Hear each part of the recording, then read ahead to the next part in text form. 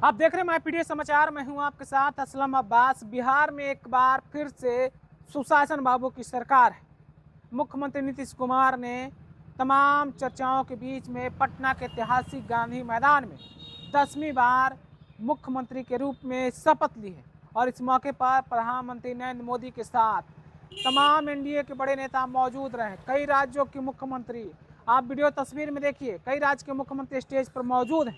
लेकिन जिस मंत्रिमंडल में 26 लोगों को शामिल किया गया है उसमें एक चेहरा को लेकर खूब चर्चाएं हो रही है और वो चेहरा यंग है, जवान है और ऊर्जा से पूरी तरीके से लबरेज है और उस नौजवान का नाम है दीपक प्रकाश। जी हाँ, आप पहली बार नाम सुन रहे होंगे दीपक प्रकाश।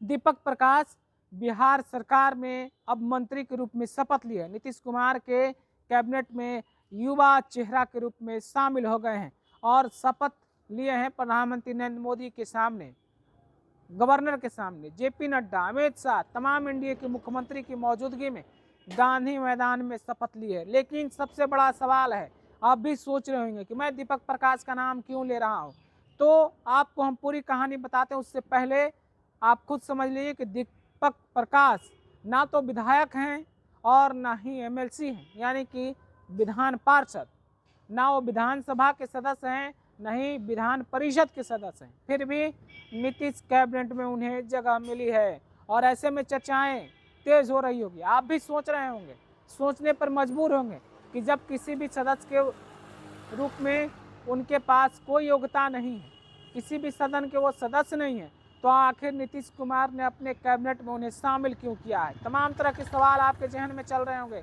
और तमाम दर्शक भी सोच रहे होंगे कि आखिर ये दीपक प्रकाश कौन है। तो हम दीपक प्रकाश के बारे में आपको बताते हैं।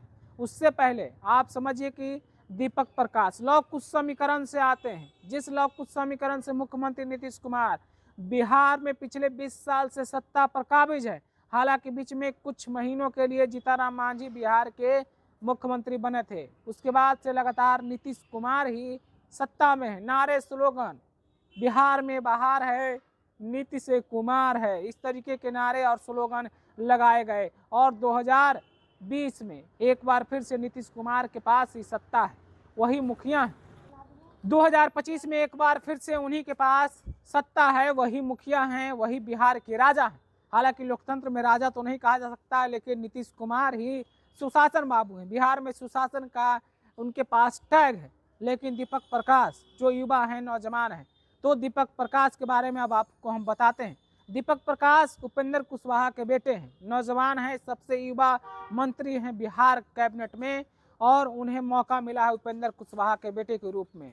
फिलहाल वो किसी सदन के सदस्य नहीं हैं, ना ही विधायक हैं, ना ही एमएलसी हैं और उनकी जो राजनीतिक शुरुआत है, दीपक प्रकाश 1989 में पैदाइश हुई है उनकी उपेंद्र कुशवाहा के घर में। उपेंद्र कुशवाहा के बेटे हैं। 2005 में उन्होंने 10th की परीक्षा पास की, 2007 में 11वीं पास की, उसके बाद मणिपाल से इंजीनियरिंग की पढ़ाई की और मणिपाल से इंजीनियरिंग की पढ़ाई करने के बाद 2 साल तक उन्होंने निजी क्षेत्र में काम भी किया और काम करने के बाद जो फिलहाल 2-3 साल पहले, यानी कि आज से 2-3 साल पहले उन्होंने राजनीतिक में एक्टिव रूप से हिस्सा लिया और पार्टी में और राजनीति में खूब हिस्सेदारी ली, काम किया, बढ़ चढ़कर हिस्सा लिया।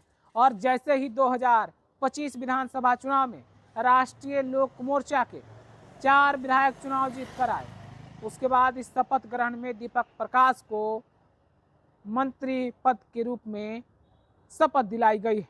मंत्री के रूप में शपथ। दीपक प्रकाश इंजीनियर हैं और इंजीनियरिंग के क्षेत्र से आते हैं, युवा हैं और उन्हें शपथ ग्रहण के मौके पर किस तरीके से उनके चेहरे पर एक उत्साह था, जुनून था, चमक थी, सब कुछ बताने के लिए काफ़ी है कि कितना अंदर से खुश हैं। हालांकि उन्हें जिम्मेदारी कौन से मिलेगी, मुख्यमंत्री नीतीश कुमार कौन सा उन्हें विभाग देंगे, ये तो आने वाला वक्त पता चलेगा।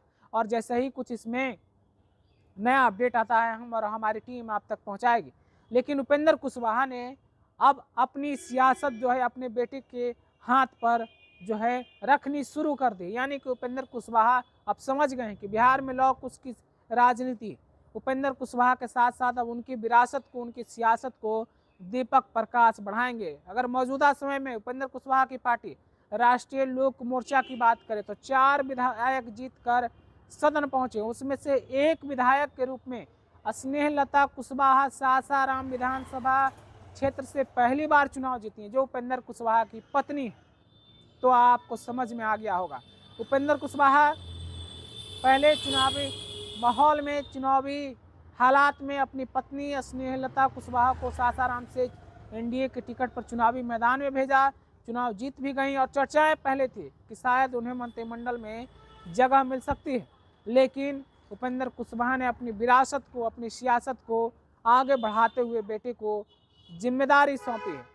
नीतीश कुमार के साथ साथ कदम से कदम मिलाकर चलेंगे और नीतीश कुमार बिहार में लौ कुश की राजनीति को, लौ कुश समीकरण को कैसे साधते हैं, कैसे समझते हैं, उसके बातों को, उनके दिशा निर्देश, उनके छत्र छाया में, उनके साया में शायद उपेंद्र कुशवाहा यही सोचकर उन्हें मंत्री पद की शपथ दिलाई है कि नीतीश कुमार के इर्द गिर्द रहकर शायद सियासत को समझेंगे, सीखेंगे और उपेंद्र कुशवाहा के राजनीतिक विरासत को आगे बढ़ाएंगे।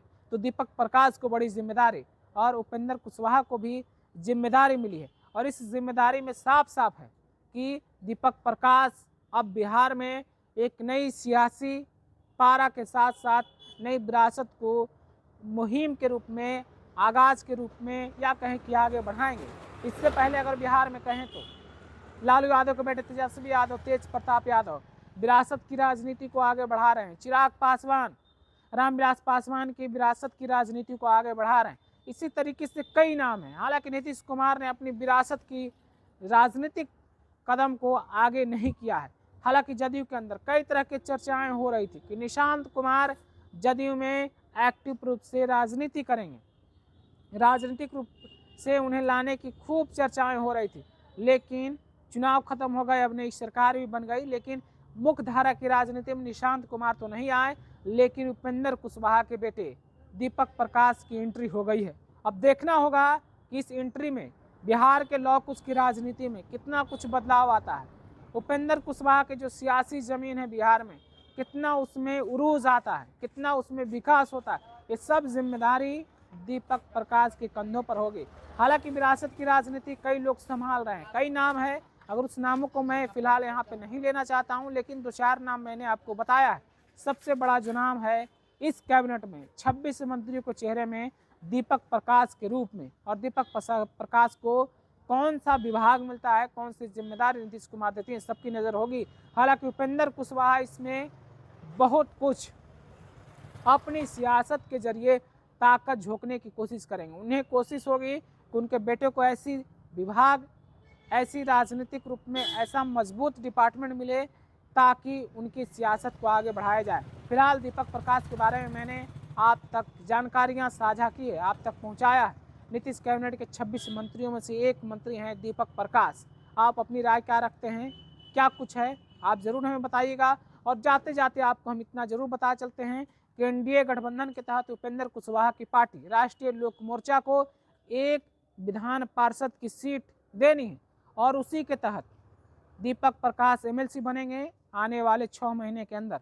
अब देखना होगा कब तक एमएलसी बनते हैं और उसके बाद उनकी क्या कुछ आगे की राजनीतिक होती है। फिलहाल वो मंत्री बन गए हैं और 6 महीना के अंदर उन्हें किसी न किसी सदन का सदस्य बनना होगा और जो राजनीतिक गणित है उसके हिसाब से उनका एमएलसी बनना लगभग तय है।